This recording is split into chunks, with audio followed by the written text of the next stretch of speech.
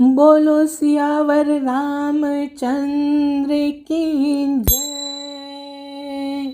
सियावर रामचंद्र की जय।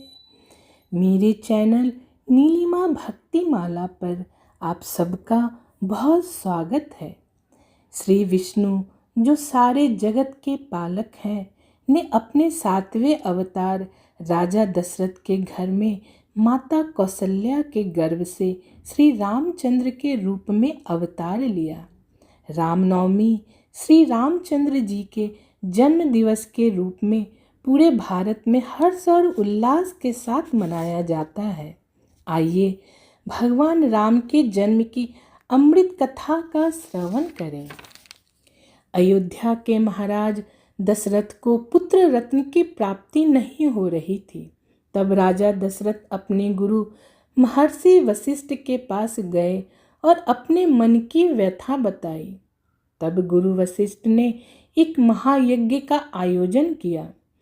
राजा दशरथ ने पुत्र कामना हेतु बड़े ही धूमधाम से इस यज्ञ को करवाया।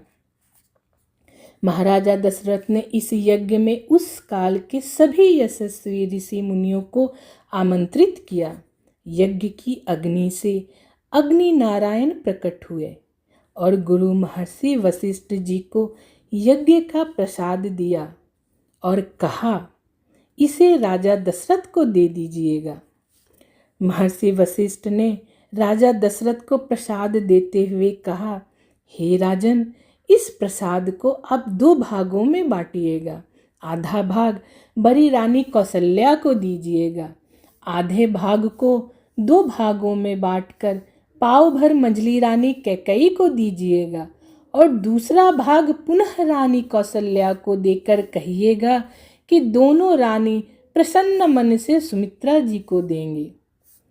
तीनों मैया ने प्रसाद पाया और उसी क्षण माता कौशल्या के गर्भ में भगवान नारायण लीलाधर प्रवेश कर गए। बोलिए राम लला सरकार की जय। देखते देखते 12 महीने बीत गए। कितने? 9 महीने नहीं, जी हाँ, 12 महीने बीत गए। 12 महीने बाद जोग वार तिथि लगन ग्रह सब सकल भय अनुकूल। चर अरु अजर सब हर्षित राम जन्म सुख धाम। चैत्र माह शुक्ल पक्ष की नवमी तिथि प्रकट भय रघुवर सरकार। जैसे पूरी प्रकृति तैयार बैठी थी भगवान के अवतरण के इंतजार में। समय था दिन के 11:30 और दिन था मंगलवार का। सारे पर्वत मनियों से जगमगाने लगे। शीतल मंद सुगंधित हवाएं चलने लगी। साधु संत आकर कीर्तन करने लगे। पूरी अयोध्या आनंद विभोर हो गई। शंकर भगवान माता पार्वती से बोले, वो देखिए देवी, अरे भय प्रकट कृपाला दीन दयाला कौशल्या हितकारी हर्षित महतारी मुनि मन हारी अद्भुत रूप निहारी लोचन अभिरामा तनु घन श्यामा शोभा सिंधु खरारी। लोचन अभिरामा तनु घन श्यामा निज आयुध भुज चारी। भूषण बनमाला नयन विशाला शोभा सिंधु खरारी। जी हाँ, भगवान माता के सन्मुख प्रकट हुए। श्याम वर्ण शरीर, कमल के पंखुड़ियों के समान विशाल नयन, गली में बनमाल। महारानी कौशल्या के द्वारा जन्मे इस बालक के चेहरे पर मानो हजारों सूर्य के समान तेज प्रकट हो रहा था। अत्यंत मन को मोहित करने वाले बालक का शरीर दिव्य प्रकाश से प्रकाशमान हो रहा था। सौंदर्य तो ऐसा कि हजारों कामदेव का रूप भी फीका पड़ जाए। इस अद्भुत रूप को जो भी देखता मोहित हो जाता। चैत्र माह की नवमी तिथि को जन्म लेने वाला यह बालक कोई और नहीं बल्कि सृष्टि के पालक भगवान विष्णु के सप्तम अवतार श्री रामचंद्र थे। जैसे ही बालक के रोने की आवाज़ सुनाई पड़ी, धाई माँ दौड़ी जाकर महाराज दशरथ से बोली, महाराज बधाई हो, बधाई हो, महाराज लाला जाए हो, लाला जाए हो, महारानी कौशल्या ने पुत्र रत्न को जन्म दिया है।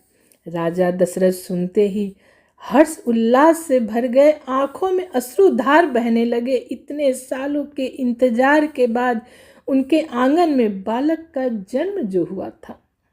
खबर देने वाली को मणि रत्नों से उसकी झोली भर दी महाराज ने। अयोध्यावासी गाने लगे, जन्म लियो रघुरैया, अवध में बाजे बधैया, जन्म लिए रघुरैया, अवध में बाजे बधैया, बाजे बधैया, बाजे बधैया, बाजे बधैया, बाजे बधैया, अवध में जन्म लिए रघुरैया। धन्य अवधपुर, धन्य राजा दशरथ, धन्य अवधपुर, धन्य राजा दशरथ, धन्य धन्य तीनों मैया, अवध में बाजे बधैया, धन्य धन्य तीनों मैया, अवध में बाजे बधैया, बाजे बधैया, हाँ बाजे बधैया, बाजे बधैया, बाजे बधैया, जन्म लिए रघुरैया, अवध में बाजे बधैया। और शुभ घड़ी में दोनों और माताओं ने भी पुत्र रत्न भरत, लक्ष्मण और शत्रुघ्न को जन्म दिया। देवता, गंधर्व, ऋषि, मुनि सब बधाई देने लगे। देवता फूलों की वर्षा करने लगे।